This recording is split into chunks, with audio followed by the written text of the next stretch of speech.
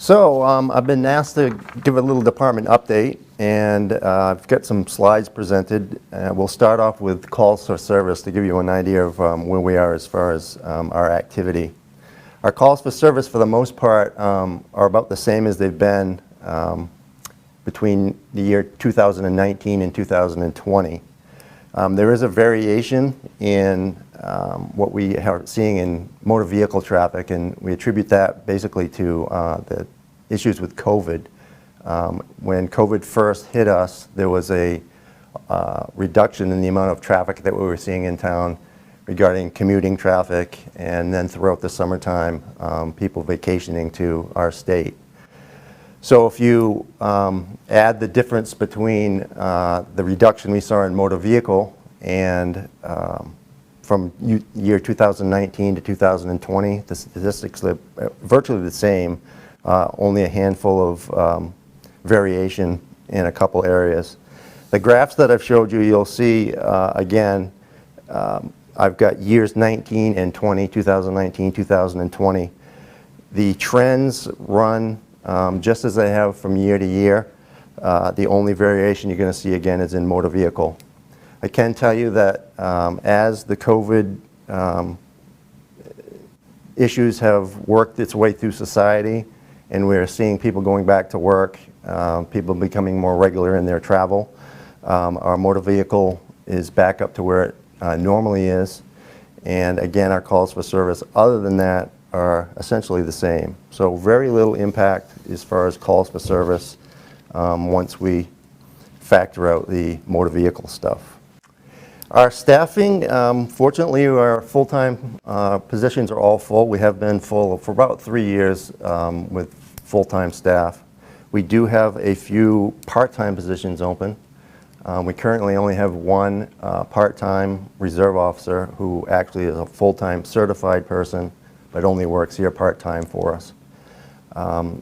Across the country and in the state of Maine, hiring law enforcement officers has become very difficult. There's a number of reasons for that. But fortunately, again, for us, our staffing full-time is, we're up-to-date full and still looking for a few part-time employees. Let's talk about training for a moment. Last month, our department tried a new process of how we went about meeting our mandated training requirements. Typically, in years past, we've done training in small segments, picking away as the calendar year went along, making sure that at the end of the calendar year, we'd met all of what we needed. This year, we combined our training segments into what we called a training day. We were fortunate enough here in the police department to have certified instructors in many different specialty areas. So on that training day, we were able to become recertified in TASER, ASP, Spike Mat, OC, and CPR AED. Again, typically those were done 1 or 2 at a time. In this new setting, we did it all in a large chunk of time. It was well received by the guys. It was a mix of classroom and hands-on training. I will say that we were able to use the new Sally port that you'll see later on for some of the training. It came in very, very handy. It was just a nice environment for us to be able to do some of our training in. So again, I think I'll be using the training day situation in the future. It reduces the amount of overtime that I use. The officers liked it, and it ensures that we have all our training done by the end of the year. Accreditation. We've been working on accreditation for several years now. We were very close to being able to submit our paperwork for having the first phase of the evaluation process. And once again, we were slowed down a little bit because of COVID. The accreditation process in the state really was put on hold for about 6 months. It's just recently begun to open back up again. So we're on the cusp of having the first segment of the evaluation process, which is, it's an off-site.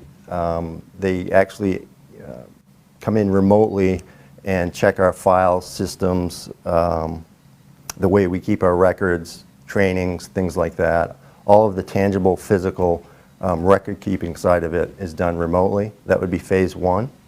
And then phase 2 is actually a physical evaluation of the agency itself. The renovations that we had done recently, the Sally Port in our new garage, helped a great deal in us reaching the accreditation side of the way that we are going to be required to do things to maintain accreditation. In the end, what we'll have is we'll be using what is considered the best practices in law enforcement. It will give the town a little reduction in liability, and again, it's just a more professional environment for the police officers and for the community itself. So we're excited to be really at the very end stages of becoming accredited. I have included on accreditation, I did include a slide that is really, it's a brochure that is put out by the Maine Chiefs on the accreditation process. It gives you a really quick synopsis. If you have questions, most of the questions are answered just if you take a quick look at the brochure again that's been attached to this. And the renovations you'll see shortly. BCTV has been very nice and come over and done a walkthrough of our new additions to the police department. The garage, Sally Port, and booking area have come out really, really well. The outside appearance of the building is tremendous. The new entryway that we have really delineates as to how people get into our building. There was a time where we would find people wandering around the exterior of our building trying to figure out exactly how to get in. But now we have a clearly marked entrance. The garage itself is in size larger than most Sally Ports you'll see, even in larger police stations across the state. So we are very, very appreciative of what the community has done for us in that respect. We are still on the early stages of actually using it. There's a few things that are being finished as far as the renovation process, and we're really excited. Again, we've used it a little bit, but it isn't in, we're not having had the ability to use it on a daily basis yet, and that's coming soon. But again, we do want to thank the community for providing us with that new space. I have a small segment that Officer Fogg, our school resource officer, has done for you. He'll give you a little update as to what's going on in the schools, and again, COVID has impacted how he's going about business at the school as well. So I'll turn it over to Officer Fogg for a moment. Hi, I'm Officer Fogg, Berwick Police Department. I'm the school resource officer for all the Berwick schools. I primarily work at the middle school right now, 46 Cranberry Meadow Road. This is my 13th year, going into my 14th year. The school's changed this year a little bit, obviously with COVID, everything going on, but all in all, the school's been going really smoothly for me. It's business as normal for the stuff that I do, a lot of remote stuff, so we end up doing a lot more school checks at home to kind of make sure the kids are following through and doing their responsibilities at home. It's been a good year so far. The school is taking the COVID-19 very seriously and putting all precautions forward for that. The staff has been amazing. The kids have been awesome. The parents have been very, very good this year. We've had a couple minor things with traffic at some of the schools with the extended number of drop-offs that we've had and pickups. But the school has adapted, and the parents have adapted, and the PD as well. So everything's going really smoothly this year, no complaints. Hopefully we continue to be able to go to school as long as we stay in the yellow zone and don't go to red. But yeah, so everything's going good this year. Thank you. Last, we have Sergeant Kevin Ledoux. He's going to talk a little bit about the VirTra system, which was the training equipment that you purchased about a year ago for us. We've started to use that. It's been entered into our actual training as far as the department's concerned, and he's going to give you a demonstration on how that's going. And again, we thank you for that piece of equipment. It's been a great help to us. All right. Hello, my name is Sergeant Kevin Ledoux with the Berwick Police Department. I'm the firearms training coordinator as well as use of force instructor here in the department. And what we're showing you today is the new VirTra training system that we have obtained for a little less than a year now. It's a pretty high-speed computer-generated training program that allows us to use all of our tools, our firearms, our taser, pepper spray, etc., in computer-generated scenarios so that officers can respond to and practice how to deal with scenarios that we might encounter during our job. The system's super awesome in the sense that it registers our responses to the scenario that's playing out, and officers respond accordingly, and the controller can adjust up or down how the person acts on the screen. You'll see that in some of the videos that'll be attached to it as well. The program is something that we try to do every other month or so here with all of our officers, and they're being trained on it constantly throughout the year, which is great that it's indoors, so during the winter weather we'll even be able to use it more. The program gets updated through the company on a yearly basis, so we're constantly getting new scenarios and training programs and things like that, which is fantastic to keep us updated on things that are changing during the course of a year or whatnot.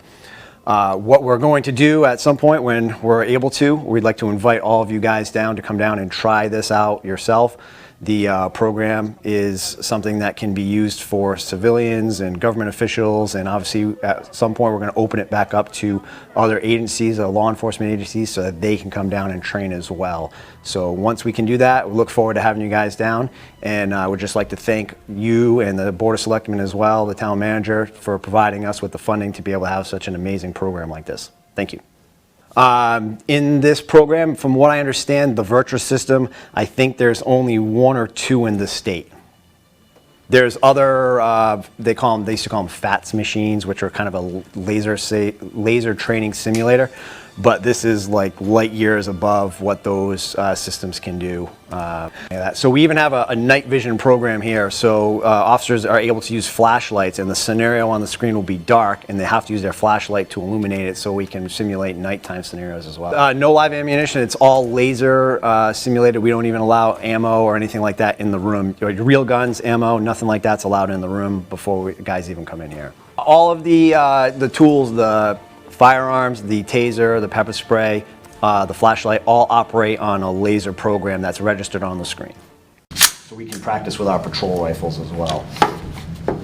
Everything's taped up blue so that we know it's just non-lethal. There's no live ammo in here at all. It's just all strictly for the simulator.